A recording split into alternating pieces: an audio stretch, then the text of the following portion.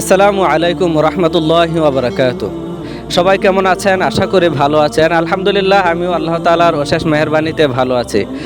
আজকে একটি ঘটনা শেয়ার করব, ইনশাআল্লাহ ভালো লাগবে, সাথেই থাকুন। আব্দুর রহমান নামক এক বালক ইলম শিক্ষার জন্য বাগদাদের উদ্দেশ্যে একটি কাফেলার সাথে রওনা হলো। প্রতিমধ্যে ডাকাত দল তাদের কাফেলাটিকে আক্রমণ করে আব্দুর রহমানকে গ্রেফতার করে। আব্দুর রহমান এর কাছে জিজ্ঞাসা করে, বালক, তোমার কাছে কিছু আছে?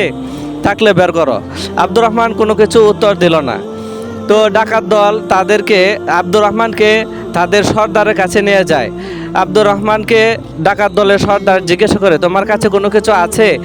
তো আব্দুর রহমান বলে, হ্যাঁ, আমার কাছে 40টি স্বর্ণের মুদ্রা আছে, যেগুলো আমার জামার হাস্তিনের নিচে সেলাই করা। তো তল্লাশি করে সত্যি সত্যি 40টি স্বর্ণ মুদ্রা পাওয়া গেল। তখন ডাকাত সর্দার আব্দুর রহমানকে জিজ্ঞেস করলো যে, তোমার কাছে যে 40টি স্বর্ণ মুদ্রা আছে, তুমি কেন বললে? তুমি তো জানো যে 40টি স্বর্ণ মুদ্রা পেলে আমরা নিয়ে নেব। তুমি যদি মিথ্যা কথা বলতে, তাহলে তো তোমার স্বর্ণ মুদ্রাগুলা বেঁচে যেত। তখন আব্দুর রহমান বলল, আমার আম্মু আমাকে উপদেশ দিয়েছেন যেন আমি কখনোই মিথ্যা কথা না বলি, তো সেই জন্য আমি মিথ্যা কথা বলিনি।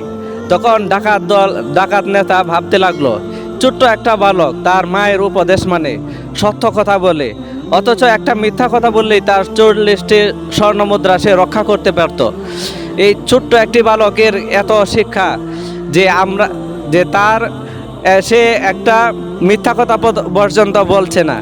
আর আমরা দিনের পর দিন খুন করছি, মানুষকে হয়রানি করছি, আমরা কত পাপাচার করছি। তো এই বালকের প্রতি অভিভূত হয়ে